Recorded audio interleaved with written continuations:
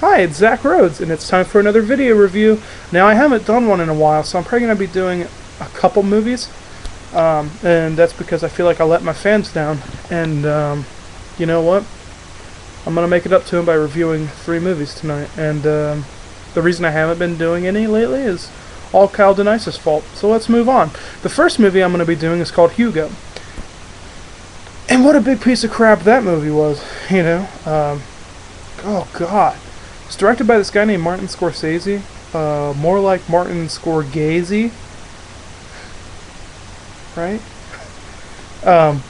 That guy sucks, man. I don't know what to say, man. That guy, yeah, every time I watch one of his movies, I just get the impression like this guy's like, oh yeah, I'm a good director because I use camera shots. You know what I mean? Like, what an idiot. You know, I just can't stand that guy. I could probably make a better movie than Martin Scorsese could. What's that guy done? He's done nothing. He's done Hugo. Ooh. You know, I hope he dies. I really hated the movie though. It just wasn't very good. It was all pretty. You know, everything's so pretty and sparkly and clean, and I like things that are dark. I like dark things. I like darkness. I like detective, dark blood, bland, bleak, dark stuff. I like that. It's much more realistic. Nothing's ever pretty in this world. I've never seen one pretty thing in my life. Everything's all dark and stuff, and I like that. I like things that are dark. Anyway, Hugo's completely predictable. It's a feel-good movie. Ooh. Oh yeah, let's have the critics give it a good rating because it's a good feel film. You know, and that's the thing that bugs me is like critics love good, like, you know, where there's a happy ending. And then there's a movie reviewer, I can't remember his name, Eddie Hefner. Eddie Hefner, great movie reviewer, has great opinions on everything in life. He says he hates watching Disney movies because they're too predictable. I agree 100% with him. I mean, who wants to pay money to go to the theater and just watch a happy ending? That's been done millions of times. Why would you want to sit through that? It's stupid. That's how Hugo was, you know. It's about this little kid, and God, I hate little kids, you know. They're stupid. And you know, I'm watching it, and he's got to build a robot because that's what his dad that's what his dad would have wanted. You know, his dad. How did his dad die? His dad died weird. That's my favorite part of the movie.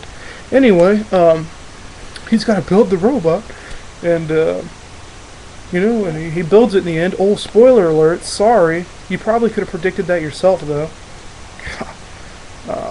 It has the girl from Kick-Ass in it. Yeah, she sold out.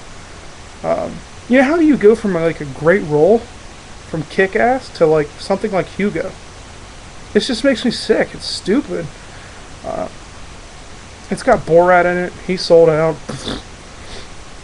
I'm gonna probably have to give this movie, and I'm only being honest here, a 3 out of 10. Cinematography was bleh, and the 3-point lighting. For those of you that don't know what 3-point lighting is, let me explain it to you. You have a light in the front. You have a light on the side, and then you have another one on the side, and then I think you have one in the back. And you know, the whole time I'm watching Hugo, I just keep thinking, oh, I know what 3-point lighting is. I'm Martin Scorsese. You know what I mean? I don't know. I can't get past stupid amateur directors like that. So yeah, 3 out of 10, and I'm not going to recommend Hugo. Let's move on to Apollo 18. Oh my God, you know, that movie kicks ass. I don't know what to say. That real footage is so scary that I just can't believe it. You know, movies like Paranormal Activity and The Blair Witch, you know, come to mind because that's real footage. You know, I've had someone come up to me and they're like, ghosts aren't real. You know, and I'm like, have you seen Paranormal Activity? And they're like, yes. And it blows me away how arrogant and retarded people are. Apollo 18 is real footage caught of this mission that goes wrong on the moon. These 3 guys go to the moon, and the rocks attack them. And that's instant box office gold. But they're not rocks. They're actually these spider creatures that when they bite them, they get infected, and they can communicate telepathically to the rocks. And what a unique idea that was. And I felt bad for the guys there that had to deal with that. You know, the real scary thing about it is that those rocks were transported back to Earth. So those creatures are like, you know, on Earth. And I'll never trust a rock again. You know, it's not like I trusted them before, you know. I was always a little suspicious, but now I don't think I could, you know, I get kind of scared walking on the gravel. I'm into conspiracy theories, man. You know, I don't think we landed on the moon. 9/11 was caused by Bush, and black people are from Mars. You know, government tries to hide things. I don't fall for it. I'm not stupid. And, you know, thank God that footage was found, because the U.S. government, I'm sorry, but they screwed over our own, you know, countrymen. And that's wrong, you know. Who punishes the government? You know, no one. They get away with everything. It's like your big brother, you know. You love them, but God, they're just douchebags sometimes. I'm going to have to give Apollo 18 a 9.75 out of 10.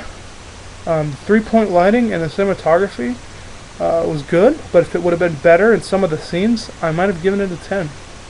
The last movie I'm going to review is Tim Tebow. What an inspiration that man is. That guy knows how to play football. You know, and he's a real role model. He's not like these other athletes like Tiger Woods, who cheats on women and plays golf all the time. You know, Tim Tebow, like, he's a quarterback for the Falcons, and that guy just knows how to throw football, and he's a Christian, and we all love those guys. And just, you know, he does great things. He gives money to charity. He's the only athlete I can think of that does that. You know, and in that way, that makes him unique. And in fact, I think he might be the only person in history to give money to charity. And I just, you know, that's why I love him. You know, how do you hate a guy that gives money to charity? No one else does that. You know, and he's Christian. And, you know, let's be honest, he's a good looker. And he's a quarterback, for God's sakes. That guy throws the ball good. I'm going to have to give Tim Tebow a 9.75 out of 10. If the cinematography and lighting would have been better in some of the scenes, I might have given him a 10. Well, that concludes the movie review for now. I hope you enjoyed. And I'll see you next time.